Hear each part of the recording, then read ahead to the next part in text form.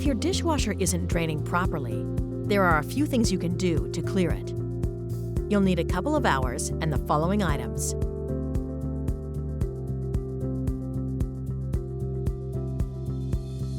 First, check that the drain hose is securely connected to the sink or garbage disposal. Use a rag to clear any dirt, then tighten the clamp if necessary with a screwdriver.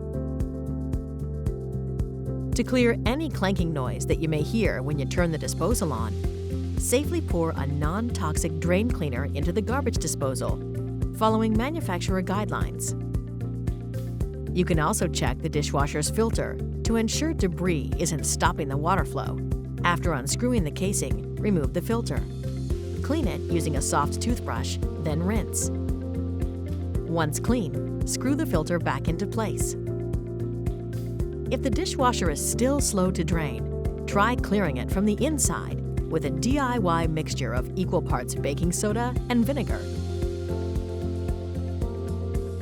Pour mixture into the basket at the bottom and let it set for 15 minutes.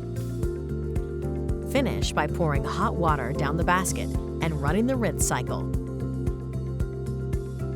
Good luck, and thanks for shopping at the Home Depot.